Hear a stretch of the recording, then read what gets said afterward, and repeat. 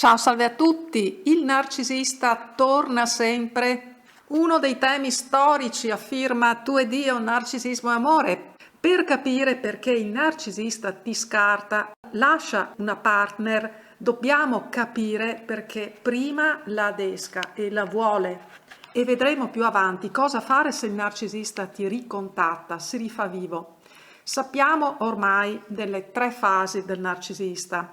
Io, tu ed io, ho parlato della quarta fase che non è quella del ritorno. Ripeto, la quarta fase di cui parla tu ed io, narcisismo e amore, non è una fase caratterizzata dal ritorno, perché ci sono anche casi in cui il narcisista non torna e quindi non la si può considerare una fase. È vero, come dicevo in quel video storico del narcisista torna sempre, che il narcisista tende a tornare ripetutamente da una ex, ma è anche vero che ci sono casi in cui il narcisista non torna più e trovi tanti video di tu ed io su questo tema, tenendo anche conto che il narcisista si sta affinando con i tempi che corrono.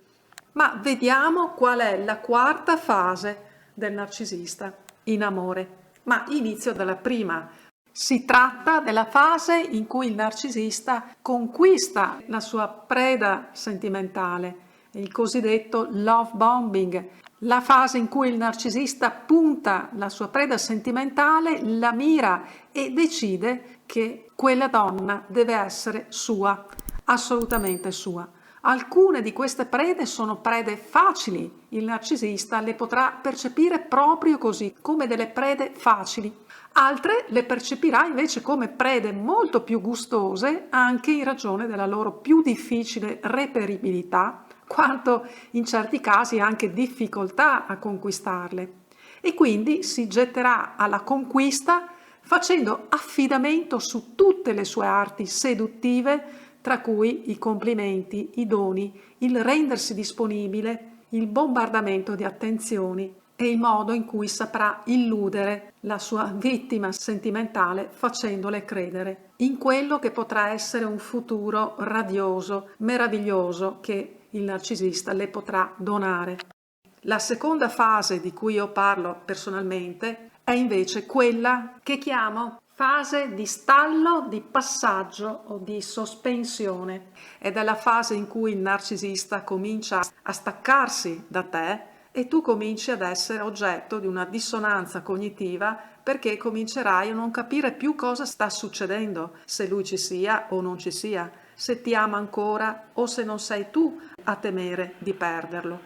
Ed ecco che anche per questo motivo, per questo tuo stato di timore, proprio appunto il tuo stesso timore, il tuo stesso stato d'animo, contribuirà ad accelerare quella che sarà la terza fase, ovvero quella della svalutazione. Il narcisista comincerà a svilirti, a criticarti, a schernirti, a mandarti non solo in confusione, ma anche in un vero e proprio stato di caos emotivo e di insofferenza, per arrivare poi alla quarta fase, che è la fase dello scarto, o meglio, il farsi scartare da te, perché non ne potrai più di lui e magari a seguito di un litigio pretestuoso scatenato ad arte dal narcisista, magari sarai tu a reagire con stizza e magari ad esempio a bloccare il narcisista sui social, su WhatsApp. Questo è un classico. Ma peccato che il narcisista è proprio quello che spesso si aspetta da te ed è uno dei tanti motivi per cui, se puoi, devi mostrarti superiore e ignorare piuttosto. Ignorare! Ed andiamo anche ad alcune cose che a volte sento dire. Il narcisista tornerà perché è convinto di poterti riavere. No, il narcisista non è affatto convinto di poterti riavere. Se lo fosse, non tornerebbe. Il narcisista torna proprio perché comincia a non essere più tanto convinto e sicuro che tu sia lì ad aspettarlo. E altro aspetto che è bene precisare, visto che parliamo di un narcisista e non di qualche altra figura, il narcisista non flirta sempre con altre donne mentre è in relazione con te. Semmai tiene molte ex in sospeso, anche perché le energie che il narcisista impiega sono molte e persino a un narcisista risulta difficile impegnarsi a 1000 su più fronti. Quindi questo semmai comincerà il narcisista a farlo quando sfumerà la prima e la seconda fase. Cosa fare quando il narcisista torna? Dire di non farlo rientrare nella tua vita è più facile a dirsi che a farsi.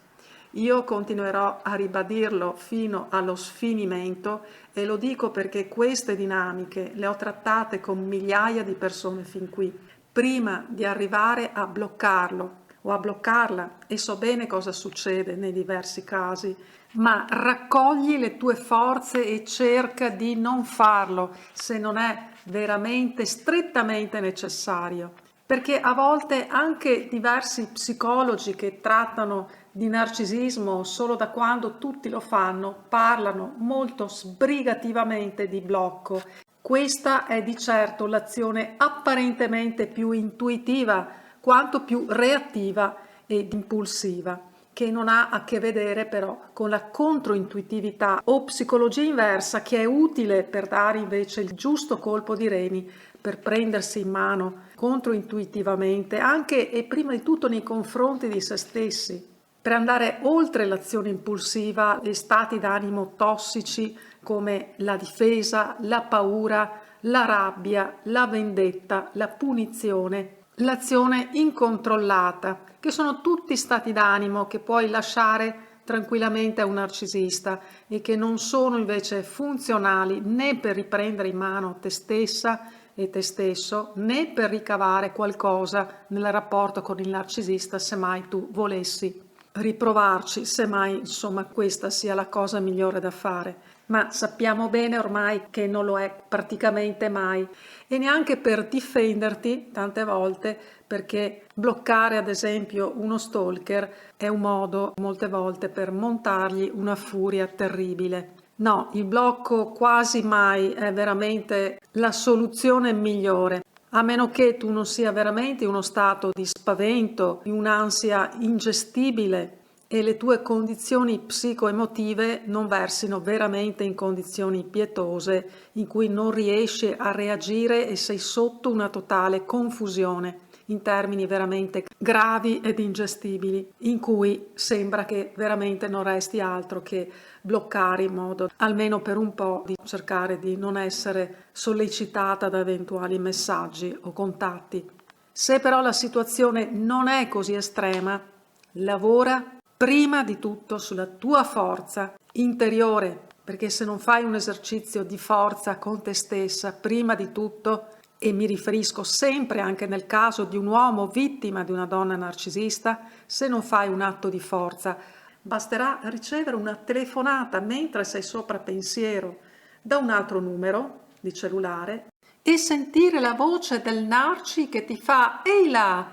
e tu crollerai indifesa, perché eri convinta di essere al sicuro, protetta da un blocco del narcisista nei social che in teoria, ma solo in teoria, doveva preservarti. E finendo insomma per esserti abituata a sentirti al sicuro, ma poi come vediamo è molto facile a volte non esserlo affatto, protetta, e proprio per questo devi costruirti nella tua forza d'animo, che è anche quella di dire no, non ti voglio, se insisti io non ci sono e non ho bisogno per questo di espedienti, non ho bisogno di erigere un muro, una corazza, perché comunque non mi puoi scalfire in nessun caso, perché sono una roccia. E questa forza la trovi quindi non tramite espedienti come il blocco, ma tramite appunto, e ripeto, la tua forza, la tua forza.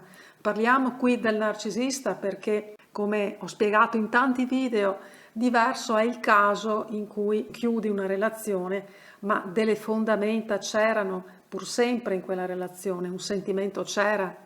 E sarai certamente in grado di discernere se in definitiva il tuo ex ti ha maltrattato sul piano psicologico e magari non solo su quello, e senza motivi fondati ha cominciato a trascurarti E attenzione a non volerti convincere che magari sbagli sulle angherie ricevute, perché viceversa puoi anche essere in grado di riconoscere se un sentimento vero ci sia stato.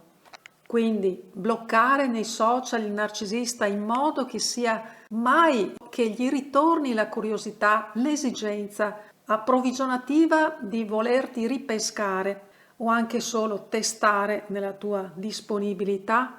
Attenzione al gioco facile e il riflesso di bloccare, perché a parte i casi estremi che ho indicato, consiglio sempre di contare non fino a 3, ma almeno fino a 1000 prima di farlo, prima di bloccare, perché a volte è più che altro l'impulso della rabbia.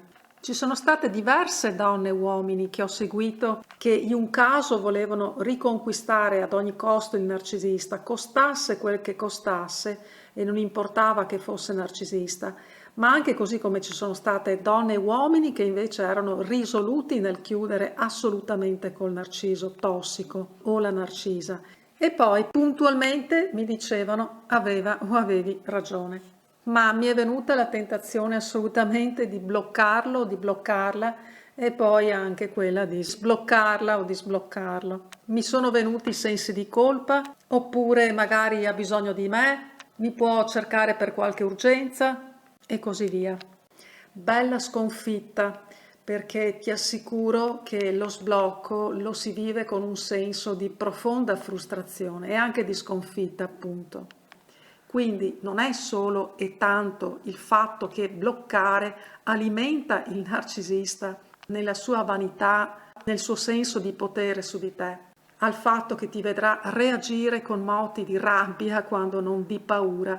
Ma il primo motivo per cui, se puoi, se non versi in uno stato davvero estremo, come ad esempio nel caso di avere a che fare con uno stalker, e se non sei dilaniata da una sofferenza straziante, dilaniante, ogni qualvolta senti magari squillare il telefono, se non ti trovi in questi casi, ignora. Fai vedere non solo a te stessa ma anche all'altro che ci vuol poco per non rispondergli o risponderle, e sai oltretutto come si roderà il narcisista a vedere che non cedi, che ti è assolutamente indifferente che lui provi e riprovi o semplicemente si rifaccia vivo dopo del tempo. Se non ce la fai sia a controllare l'impulso di bloccarlo, oppure a tutta prima pensi sia il modo più semplice per non pensare più a lui, quello di bloccarlo, quanto più sbrigativo, impulsivo e imponderato in fondo, ok, ma a questo punto devi essere risoluta a prepararti comunque anche all'eventualità che lui trovi il modo di contattarti diversamente, perché non è che un narcisista si ferma tanto facilmente, almeno se proprio vuole riaverti. Ma di certo, alla tua indifferenza non potrà nulla. A quel punto la vittoria sarà tua non solo su di lui, ma prima di tutto su te stessa e su te stesso, su ciò che non vuoi veramente e su ciò che invece veramente vuoi. Se poi hai piacere avere il mio supporto e approfondire le varie situazioni, mi puoi contattare e trovi i riferimenti sotto nelle note. Intanto ti abbraccio forte, grazie sempre della tua stupenda, meravigliosa presenza che mi dà oltretutto anche sempre tanti spunti e ci dà modo anche di confrontarci, di supportarci a vicenda. Quindi grazie sempre e un abbraccio forte. Ci sentiamo presto. Ciao.